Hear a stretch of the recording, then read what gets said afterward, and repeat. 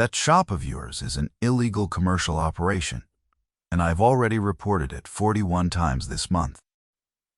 That was Roland Pratt, president of the Cedar Ridge Homeowners Association, standing at the end of my gravel drive on a Tuesday morning with a clipboard pressed to his chest like a shield. He was talking about my wood shop, the one my late wife Diane and I had built by hand on 3 acres her grandfather had deeded to her family in 1938, 12 years before Cedar Ridge existed as anything but a cattle pasture and a survey stake. He thought he had me. He thought 41 complaints would bury a tired old man who worked alone with a bandsaw and a dog. What he did not know was that my parcel had never been inside his association. Not legally, not once. The deed in my safe carried a meet and bounds description recorded a full decade before the developers platted the first Cedar Ridge lot, and tucked inside, it was a recorded reservation that made my 3 acres an exempt in holding, expressly carved out of any future covenant. I had read that deed so many times, I could recite the bearings in my sleep. Roland had never read it at all. So I will ask you what I asked myself that morning, standing there in sawdust, with my coffee going cold in my hand. What would you have done? Would you have argued with him? Shouted back? Or would you have done what I did, which was nothing, and let the man keep building a case against himself, one complaint at a time? My name is Walt Hendry. I am 63 years old, a retired land surveyor, and for 31 years I ran boundary and easement work for half the county before my knees told me to quit climbing ridgelines. I knew the back roads of 3 counties by the shape of their fence corners. I had stood in creek beds at first light driving pins, and I had sat across county counters from clerks who knew me by my first name, and in all those years the one thing I learned and never unlearned was that the ground does not lie and the paper does not lie. Only people do. When Diane got sick, I sold the business to my old crew chief and came home for good. And I turned the pole barn into a proper wood shop because building things with my hands was the only thing that kept me steady through the worst of it. The shop took me 2 summers to finish. I poured the slab myself, set the posts, ran the wiring for the dust collector and the big bandsaw, and Diane brought me iced tea out to the barn on the hot afternoons and sat on an overturned bucket telling me the saw was going to take my fingers off one day. It never did. What it did was give me somewhere to put my hands when the rest of me did not know what to do with itself. After she passed, the shop became more than a hobby. It became the place I went to, not fall apart. I would go out there at 4 in the morning some nights, when the house was too quiet, and I would sand a board until the grain came up like water. And the work would hold me until the sun came. My daughter Casey, who was 17 that spring and living with me while she finished high school, used to do her homework on a stool by the dust collector because she said the noise helped her think. She had her mother's stubbornness and her mother's habit of writing everything down on yellow sticky notes that she pressed to every flat surface in the house. That shop was not a commercial operation. I built furniture for friends and for the occasional neighbor who asked, and once in a while I took money for it, but money was never the point and never enough of it changed hands to be the point. It was the last thing her mother and I made together, and it sat on land that had been in her family longer than the state had paved the road past it. I should tell you about the deed because the deed is the whole story. Diane's grandfather bought the 3 acres in 1938 from a rancher named Tillman who was selling off the high ground above the creek.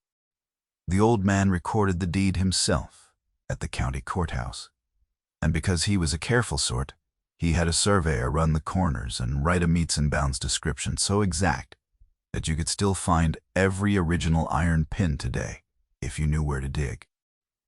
More than that, when the Cedar Ridge developers came through in 1950, buying up the Tillman pasture for a subdivision, Diane's grandfather refused to sell, and the developers, needing his signature only for a drainage easement across the creek, agreed in writing to carve his parcel out of the planned covenants entirely.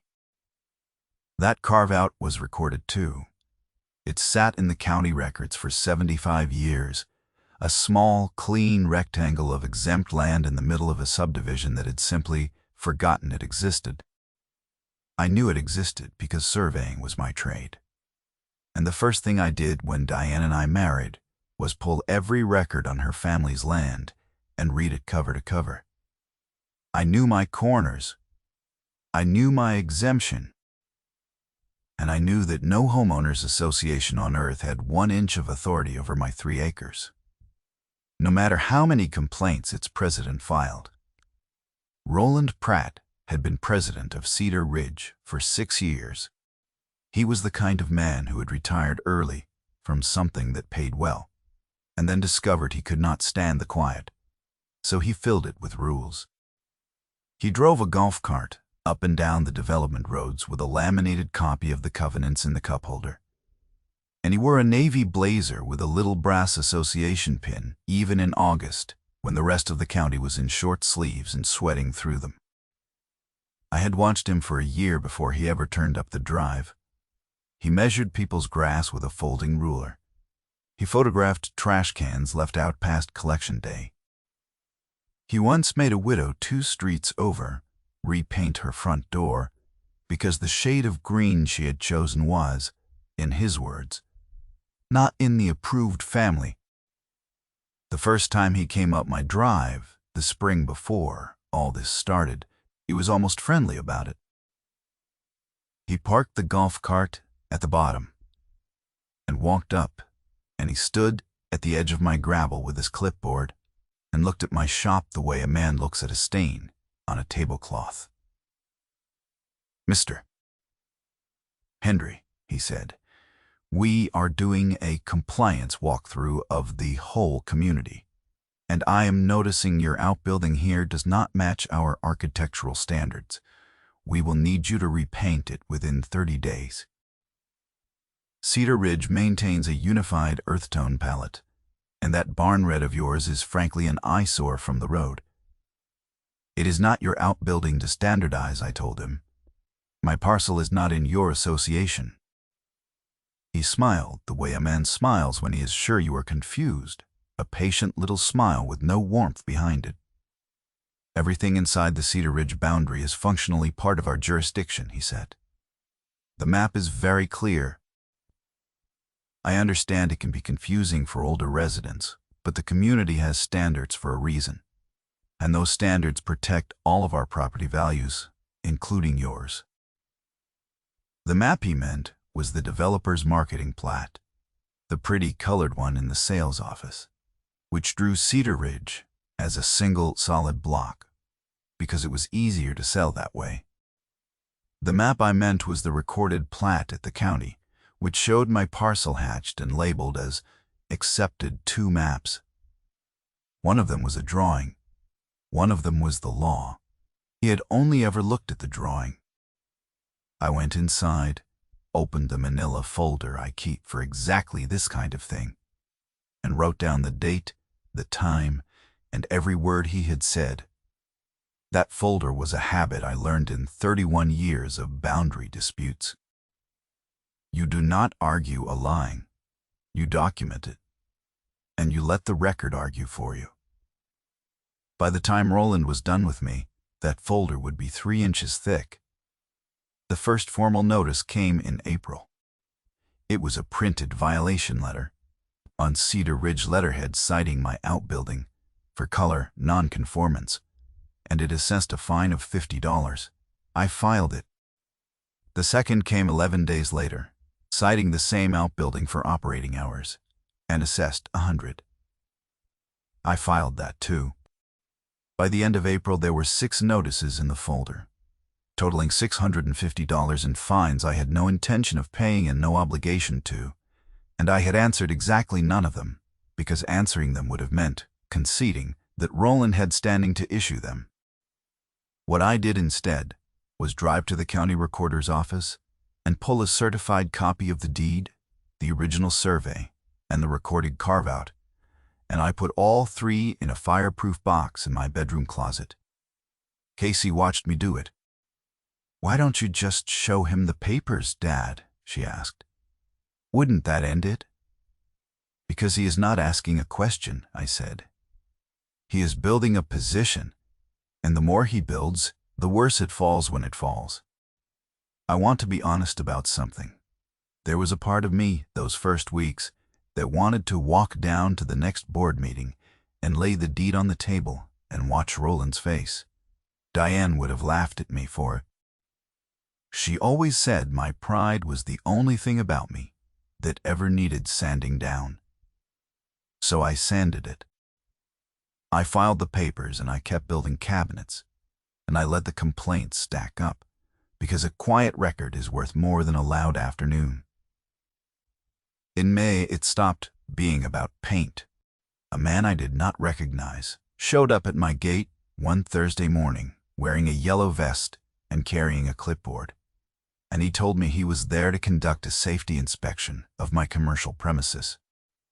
It was warm already, the dew burning off the grass, and I had the bandsaw running when I heard his truck on the gravel. I shut it down and wiped my hands and walked out to the gate. And he was standing there, squared up like a man who had practiced looking official in a mirror. I asked him who he worked for. He said the county. I asked him for his credentials. He showed me a laminated badge that said Cedar Ridge Code Compliance, with a little gold star that he'd clearly ordered off the internet, the kind a child gets in a play sheriff set. There is no such thing as Cedar Ridge Code Compliance. There is a county building department, and I knew most of the inspectors there by name from my surveying days, knew their trucks, knew which ones took their coffee black at the diner on Route 9. This man was not one of them. "You are not a county inspector," I said.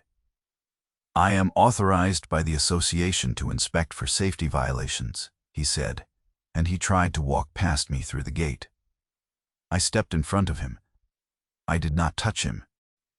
I just stood where he wanted to walk, the way you stand a fence post, planted and not moving.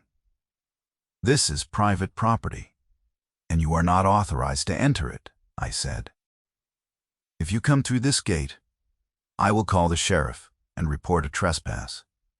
He stopped.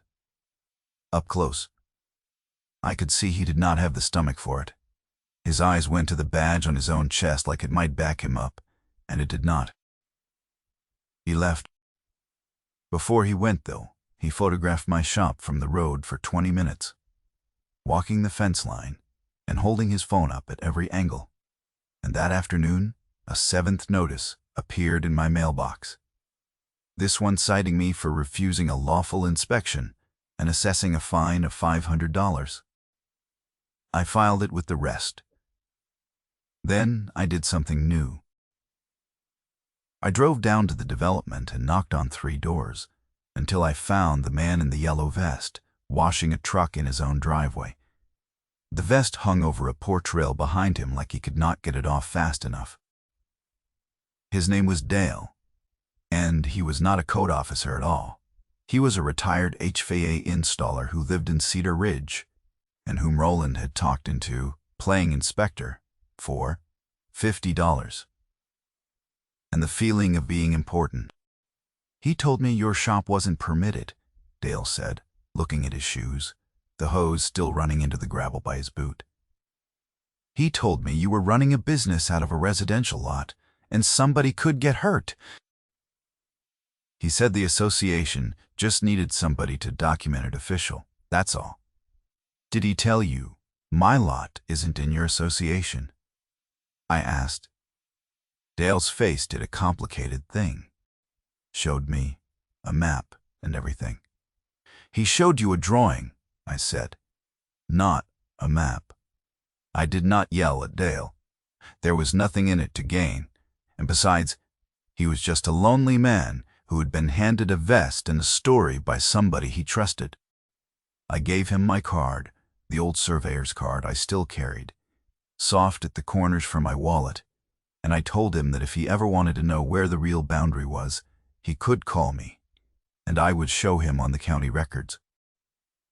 Then I went home and wrote down everything he had said with the date and the time, and I put it in the folder. That was the day the folder stopped being about fines and started being about a pattern. By the start of June, there were 19 notices in the folder. Roland had widened the attack. He had sent a letter to a regional cabinet supplier I sometimes bought hardware from, claiming I was an unlicensed contractor and asking them to stop selling to me. He had posted a notice on the community message board calling my property a nuisance and listing my address. And he had started parking his golf cart at the foot of my drive in the mornings, just sitting there with his clipboard watching, so that when I drove Casey to school, we had to pass him every single day. That was the morning Casey said the thing I've not forgotten. She was 16, She had just turned 17, and she was looking out the truck window at Roland in his blazer, and she said, "He thinks you're scared of him." "I know he does," I said. "You're not, though." "No," I said. "I am patient. They look the same from the outside, right up until they don't." The thing about a man like Roland is that he reads patience as weakness, and weakness invites him to reach further. By mid-June, he had reached far enough to make a mistake I could use. I want to step out of the story for just a moment because this is the part where most people give up. When the notices are stacking and the man is at your gate and your own neighbors are looking at you sideways, the temptation is to either explode or to fold. If you ever find yourself here, do neither. Keep your receipts. Then, let me get back to it, because in June I found out why Roland Pratt cared so much about 3 acres he had no claim to. It was Casey, actually, who found it. She was doing a project for a government class on local land use, the kind of assignment most kids phone in. But she had her mother's stubbornness, and she had gotten interested, and she was scrolling through the county planning portal one evening. The shop lights were low, and the screen lit up her face. "Blue in the dark, Dad," she said. "Come look at this. Isn't this the creek pasture?" On the screen was a development application, filed 4 months earlier, for a 40-unit expansion of Cedar Ridge onto the old creek pasture below my high ground. There were renderings, little drawings of houses with 2-car garages marching up the slope, and a site plan with roads drawn in. The applicant of record was a company called Pratt Ridge Holdings. The managing member was listed as Roland's wife, Linda Pratt. I pulled the other stool over and sat down next to my daughter, and I read that application 3 times. Slow. The way I used to read a disputed legal description before I would commit to a corner. The proposed expansion needed road access and drainage routing across the high ground above the creek to be financially viable. I traced the proposed road with my finger on the screen and felt my stomach drop because I knew that ground in my sleep. The high ground above the creek was my 3 acres. Without my parcel, or at least an easement across it, the whole 40-unit plan was landlocked and worthless, a paper subdivision with no legal way in or out. Roland did not want my shop repainted. Roland wanted my land, and he had figured that if he buried me under enough fines and harassment, I would either sell cheap or sign an easement just to make him go away. The complaints were not about community standards. They had never been about community standards. They were a softening up campaign for a real estate deal worth millions, and I had been filing the evidence of it in a manila folder for 3 months without knowing what I was holding. "That's why," Casey said quietly. "That's why he won't stop." "That's why," I agreed. I did not feel angry. Exactly. I felt the way I used to feel out in the field when I found the 1 corner pin that proved a whole disputed boundary, that cold, clean click when the chaos resolves into a line you can follow. Everything that had looked like random spite suddenly had a shape, and the shape had a dollar figure attached to it. I printed the application on a little printer in the shop office. I put it in the folder on top of the 41 complaints and the 19 fines and the page about Dale. And I drove to the sheriff's substation the next morning to ask a question I already half knew the answer to. The deputy I spoke with was a younger woman named Officer Reyes, and she was careful with me in the way good officers are careful. I sat across a metal desk from her in the substation, the folder in my lap, and I told her about the fake inspector, the letter to my supplier, the posted notice with my address and the words public nuisance printed above it. She listened and took notes in a small spiral pad, and then she set her pen down and told me the truth, which was that none of it was yet a crime she could charge. Filing complaints isn't illegal, even if they're wrong, she said. Sending a business letter isn't illegal. Even the badge is a gray area unless he claimed to be a real government officer, to your face. And from what you're telling me, he was careful to say association, not county. What you've got is a civil pattern, not a criminal one. Yet, what would make it criminal? I asked. If he forges a government document, if he damages your property, if he files a false police report, if he sends someone onto your land to do something they have no right to do. She tapped the closed notebook with one finger. Right now, it's his word that the parcel's in the association, and your word that it isn't. I can't arrest a man over a property line argument. You keep documenting, though. Dates, times, names, photos. The day he steps over that line, the pattern you've built makes the case in an afternoon because it shows intent, it shows he was told no, and it shows he kept going. Until then, my hands are tied, and I'm sorry about that. I know that's not what you drove down here to hear. It's exactly what I drove down here to hear, I said, and I meant it. That was the most useful thing anyone said to me that whole spring. She had given me a threshold. All I had to do was keep my record clean and wait for Roland to cross it. And everything in his nature told me he would. A man who forges a play badge for his neighbor is a man who has already decided the rules are for other people. The only question was how far he would reach and how much of it Casey's phone and my folder would catch when he did. He crossed it in July.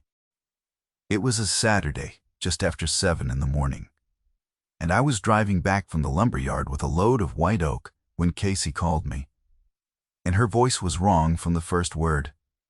Dad, there are men at the shop. What men? There's a truck and 2 men, and they have, Dad, they have bolt cutters. They're at the gate. They cut the chain. Her words were coming fast and broken, the way they do when fear gets ahead of the breath. There's a little digger, Dad. They're rolling it off a trailer. Casey, listen to me. Lock the house door. Stay inside. Do not come out for anything. I am 4 miles out and I am coming. Okay. Dad, Roland's here. He's pointing at the driveway. Lock the door. I'm coming. I told her again to lock the house door and stay inside and not come out for anything. And I drove the last 4 miles faster than I should have. The white oak sliding in the bed every time I took a curve.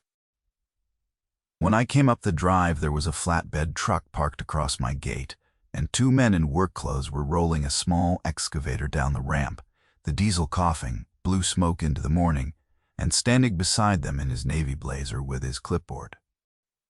My gate chain lay cut on the gravel. 2 bright, clean ends where the bolt cutters had bitten through. There was a spray-painted orange line across my driveway, where they meant to dig, fresh enough that the paint still shone wet. I got out of the truck. I did not run. I walked, the way you walk, toward a spooked animal, slow and level, because a man in a hurry makes mistakes, and I could not afford one with my daughter watching from the house. "Roland," I said, "what do you think you are doing?" "The association is exercising its easement rights to install a drainage culvert," he said. And he held up a document on Cedar Ridge letterhead with an official-looking seal stamped in the corner. "This is a recorded easement order. You have been notified 11 times. We are within our authority. And frankly, Mr. Hendry, your refusal to cooperate is what forced us to this. There was no recorded easement order." There could not be, because there was no easement. And I knew the county seal, because I had worked under it for 31 years, had seen it pressed into 1,000 documents, raised and crisp under the fingertips. The seal on his paper was a photocopy he had pasted from somewhere and run through a color printer, flat and shiny and a half shade too purple. He had forged a government document and brought it onto my land with men and machines. He had, finally, stepped over Officer Reyes's line. And he had done it in broad daylight, in front of his own hired witnesses.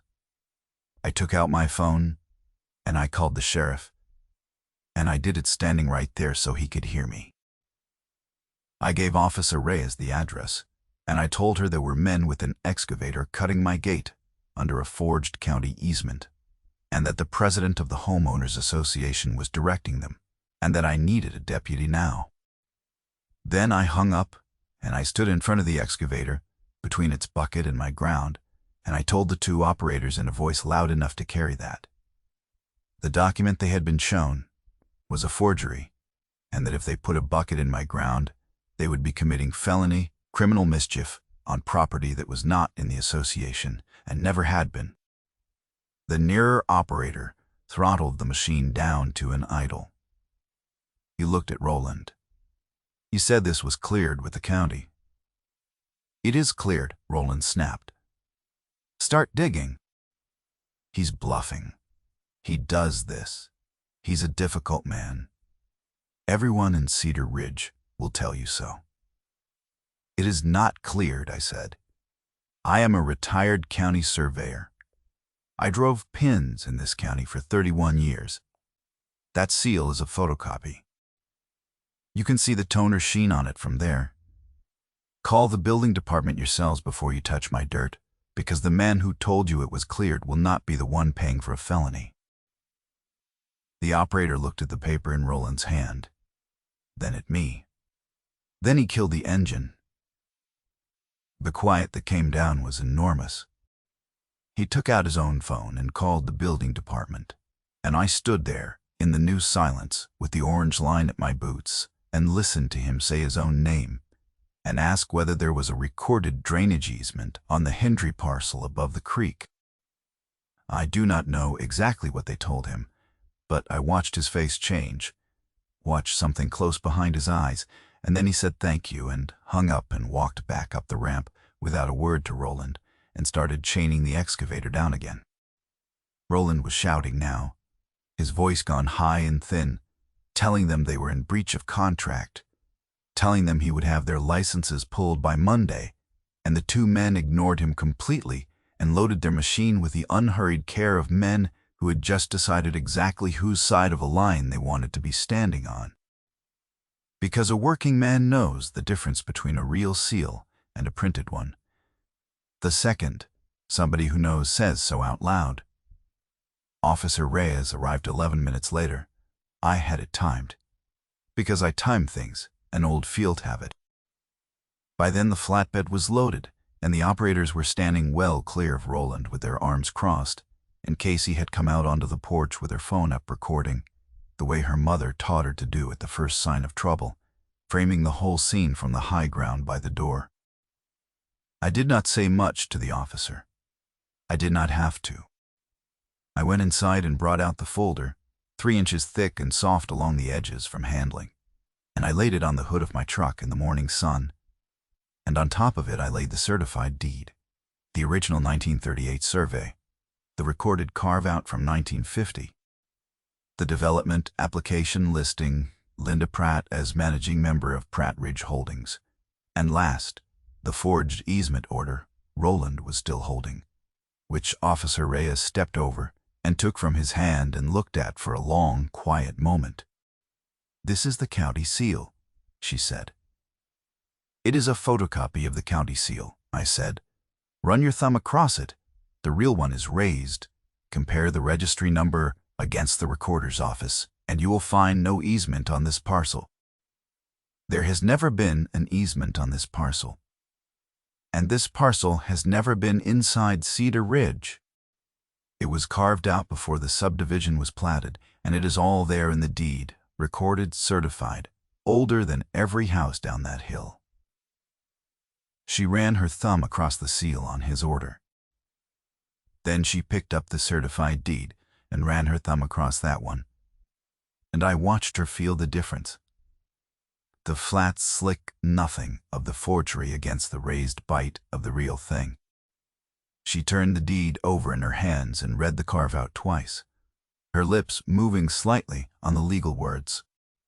She is not a surveyor, but she did not need to be, because the language was plain and the recording date was stamped 1950, and the seal on the deed was raised and real under her thumb, while the seal on Roland's order was flat and shiny and wrong.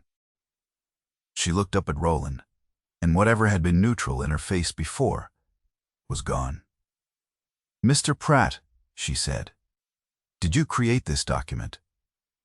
Roland opened his mouth, and for the first time in 3 months, nothing came out.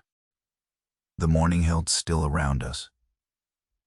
A jay called somewhere down toward the creek. Casey lowered her phone an inch and just watched. And I watched, and the 2 operators watched, and Roland Pratt stood in the middle of my gravel drive in his navy blazer with his brass pin catching the sun, holding the shape of a sentence that would not come, and the silence did more to him than any speech of mine ever could have.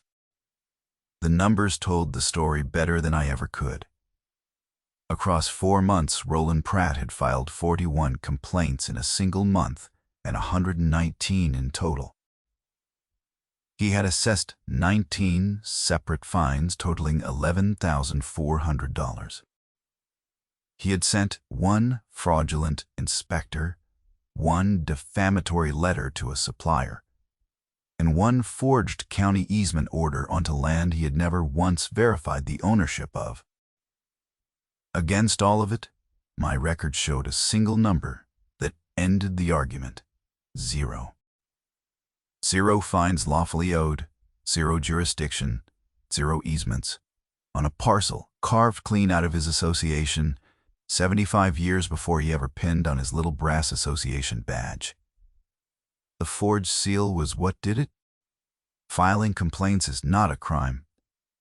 Forging a government instrument and using it to direct a crew onto another man's land, several crimes at once. And the county does not look kindly on people who counterfeit its seal.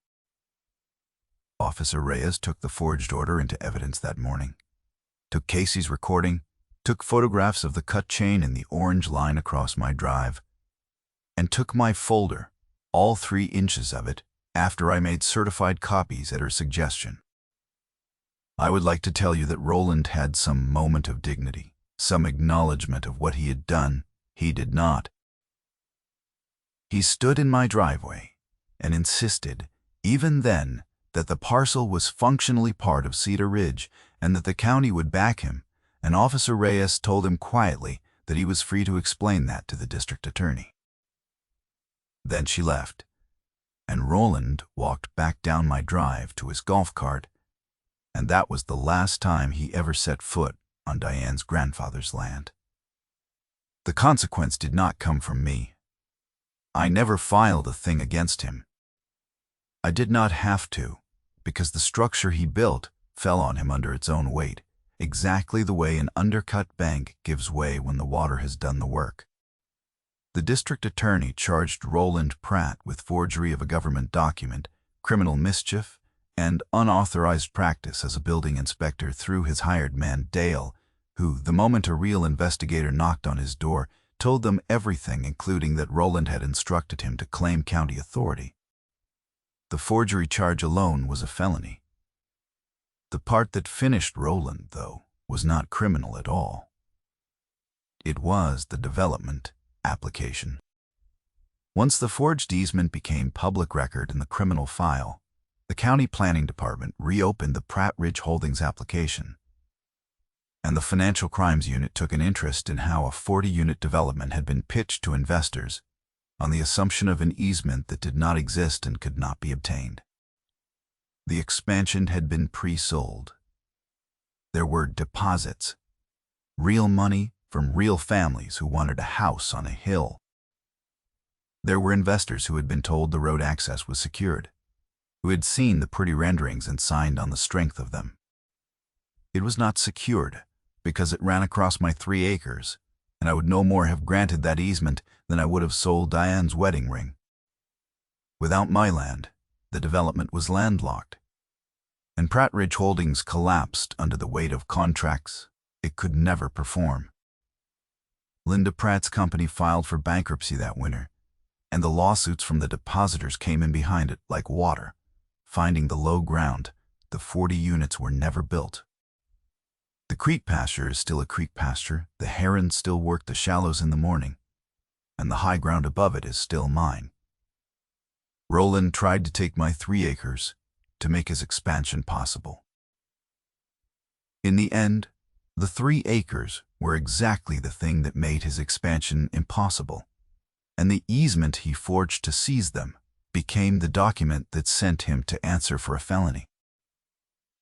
He lost the development, the company, and a measure of his freedom.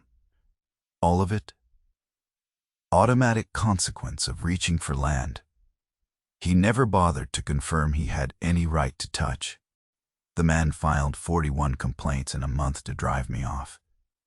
The inspector who finally came, the real one, came for him. Casey testified at the preliminary hearing.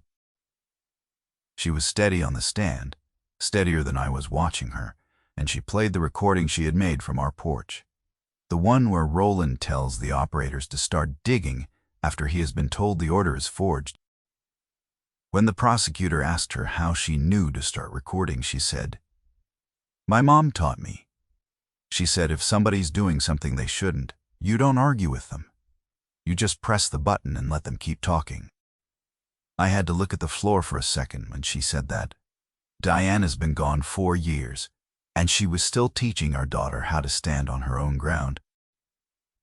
We went home that night, and Casey made grilled cheese, which is the only thing either of us cooks. Well, and we ate it at the workbench in the shop with the dust collector off, and the evening light coming in low through the big door. The white oak from that Saturday morning was still stacked along the wall where I had left it, waiting to become something. She asked me if I had ever been worried, really worried, that we might lose. I thought about it honestly before I answered. "No," I said. "Not about the land. The land was always going to be fine. The deed was older than his whole subdivision. I was worried about you, the land I could prove. You, I could only protect." She was quiet for a while. Then she said, "You proved that too." And she went back to her grilled cheese. The light went gold across the white oak stacked along the wall, and I thought about Diane's grandfather recording his careful little deed in 1938, drawing his corners so exact that 75 years later they would still hold a line against a man with a clipboard and a counterfeit seal. He never knew me. He never knew Casey. He protected us both anyway, with nothing more than a good survey and the discipline to record it. So here's the lesson, plain as I can make it. Because you came all this way and you are owed it. Pull your deed. Not the glossy plat the developer handed you at closing, the actual recorded deed and the legal description at the county recorder's office. And read it until you understand exactly where your lines run and what does and does not touch them.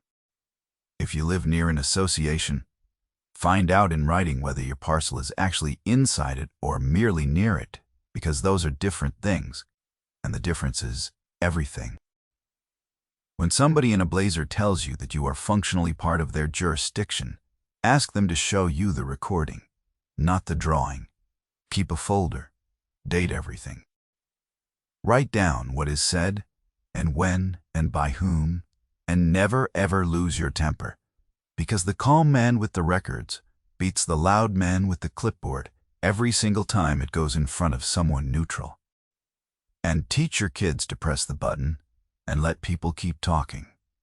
That one is free, and it is the best advice in here.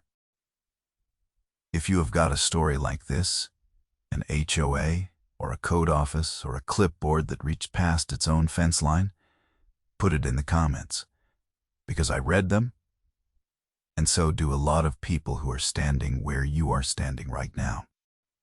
Subscribe if you want more of these, because there are more. There are always more. Next time I am going to tell you about a woman who inherited a working cattle ranch and woke up one morning to find the HOA had voted to ban her livestock, not knowing her grandfather had filed the grazing rights with the state 40 years before their covenant was ever written. Until then, keep your corners marked and your records clean. That is the whole game.